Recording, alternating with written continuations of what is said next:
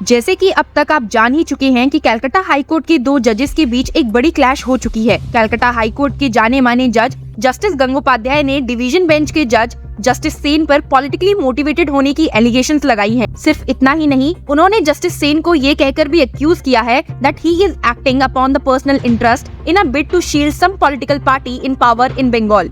इस heated clash और 2 दिन तक केस में पास किए गए सभी ऑर्डर्स पर सुओ मोटो एक्शन लेते हुए सुप्रीम कोर्ट ने बीच में इंटरफेयर किया है। एक नोटिस पास करते हुए सुप्रीम कोर्ट ने कहा था that the chief justice of India DY Chandrachud and the top courts senior most 4 जजेस justice Sanjeev Khanna, BR Gavai, Suryakant and Aniruddha Bose will hold a special sitting on Saturday at 10:30 AM. The suo moto case has been titled as in reference to orders of Calcutta High Court dated 24 January 2024 and 25 January 2024 and ancillary issues।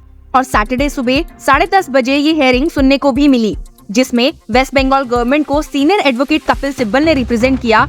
Senior advocate Abhishek Manu Singhvi, TMC leader Abhishek Banerjee की तरफ से present थे और solicitor general Tushar Mehta भी hearing के दौरान वहां मौजूद थे। आपको जानकारी तो है ही कि ये मामला एक केस से जुड़ा है जो कलकत्ता हाई कोर्ट में जस्टिस गंगोपाध्याय के बेंच के सामने फाइल हुआ था regarding medical colleges recruitment scam on the pretext of एलिज्ड admission by way of fake certificate. इस केस के चलते जस्टिस गंगोपाध्याय को जस्टिस सेन पर तीखे एलिगेशंस लगाते हुए देखा गया।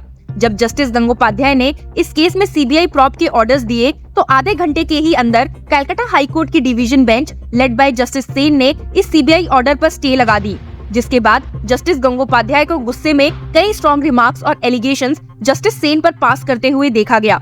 ये मामला इतना इंटेंस और हीटेड बन गया जब जस्टिस गंगोपाध्याय ने कहा justice Sen is acting clearly for some political party in this state and therefore the orders passed in the matters involving the state are required to be relooked if the honorable Supreme Court thinks so। सिर्फ यही नहीं, उन्होंने और add करते हुए कहा what Justice Sen has done today is to advance the cause of his personal interest to save some political party in power in this state। Therefore his action clearly tantamount to misconduct। इसके बाद भी justice Gangopadhyay ने अपने original order में record किया और कहा I do not know how a judge, being Justice Soman Sen, who is under an order of transfer for last more than 2 years, is acting here as a judge defying the Supreme Court Collegium's recommendation dated September 16, 2021 from this court to Odisha High Court। सिर्फ इसी case में ही नहीं, justice Gangopadhyay ने Calcutta high court में चल रहे बाकी के केसेस पर भी बोलते हुए जस्टिस सेन को एक्यूज किया और बताया कि जस्टिस सेन ने जस्टिस अमृता को एक पॉलिटिकल लीडर की तरह इंस्ट्रक्ट किया है और उन्हें TMC लीडर अभिषेक बनर्जी के केसेस में एडवर्स ऑर्डर्स पास ना करने का एडवाइस किया है। सुप्रीम कोर्ट ने जब सैटरडे को ये केस सुना तो सुओ मोटो कॉग्निजेंस लेते हुए it ordered We will stay further proceedings. We are issuing notice to the state of West Bengal and the original petitioner before the High Court. We will list the proceeding on Monday again.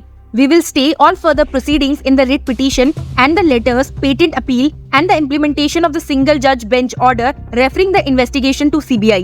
Hearing के दौरान सिब्बल ने waste Bengal की तरफ से कहा कि state भी इसमें एक SLP फाइल कर रही है अगेंस्ट द इनिशियल सिंगल जज bench order for CBI inquiry. और तो और senior advocate doctor Abhishek Manu Singhvi ने TMC लीडर की तरफ से कहा कि वो भी सिंगल जज बेंच ऑर्डर से एग्रीव्ड है क्योंकि उनका मेंशन इन सब मैटर्स में है। सॉलिसिटर जनरल तुषार मेहता जो हेयरिंग में मौजूद थे, उन्होंने कहा कि जिस मैनर में डिवीजन बेंच ने स्टे ऑर्डर पास किया है वो ऑब्जेक्शनेबल है क्योंकि अपील बिना किसी प्रॉपर अपील मेमो के एंटरटेन की गई है। Solicitor general Tushar Mehta said I am more concerned about passing an order without an appeal memo or any impugned order in place. This court had under Article 141 has prohibited the same।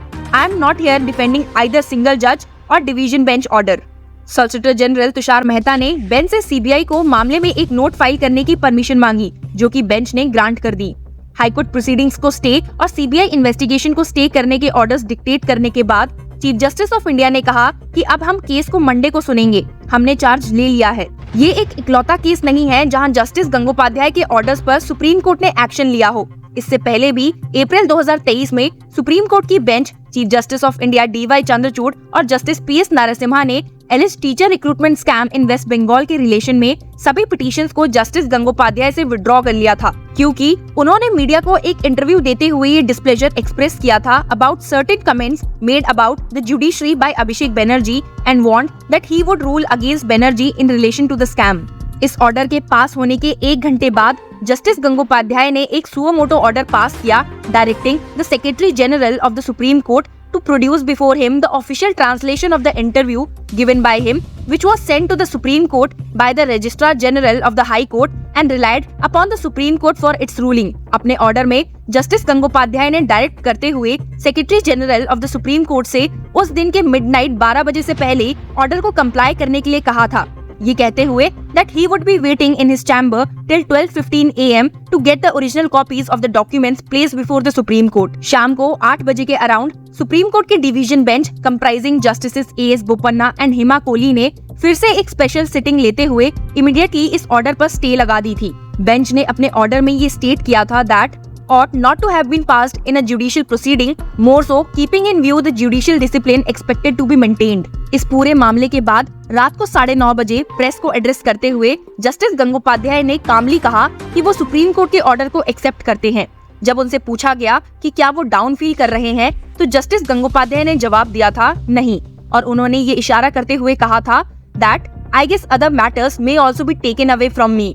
उन्होंने press को कहा था कि matter में कुछ personal नहीं है, लेकिन वो ना तो भागेंगे और ना ही बैड पॉलिसी की इस लड़ाई में पीछे हटेंगे। इस एक इंसिडेंट के अलावा एक और इंसिडेंट जो हाल ही में सुनने को मिला था वो ये था कि पिछले महीने Calcutta high court bar association ने एक रेजोल्यूशन पास करते हुए हाई कोर्ट चीफ जस्टिस से ये अर्ज किया था कि जस्टिस गंगोपाध्याय से सभी जुडिशियल वर्क्स विड्रॉ कर लिए जाएं after he sent an advocate to a civil prison from open court. आपको बता दो कि जस्टिस गंगोपाध्याय ने ये डिक्लेयर किया था कि एक advocate Prosenjit Mukherjee contempt of court के लिए गिल्टी हैं। He was held guilty of contempt of court for showing Justice Gangopadhyay an order of a division bench that had modified an order passed by Justice Gangopadhyay. A division bench of the High Court assembled late evening that day after Advocate Mukherjee sent a letter to the court assailing the order passed by Justice Gangopadhyay. हालांकि बाद में justice Gangopadhyay बार members से मिले और ये matter solve हो गया, पर आप देख ही सकते हैं कि ऐसा कोई वक्त नहीं रहा है जब जस्टिस गंगोपाध्याय ऐसी कंट्रोवर्सीज का पार्ट नहीं है। उनके इसी बेबाक अंदाज और फेरी ऑर्डर्स ने उन्हें हमेशा ही सुप्रीम कोर्ट के सामने लाकर खड़ा किया है। इस बार भी देखना ये होगा कि सुप्रीम कोर्ट कैसे रिएक्ट करती है। So stay tuned with law Chakra to know about the case.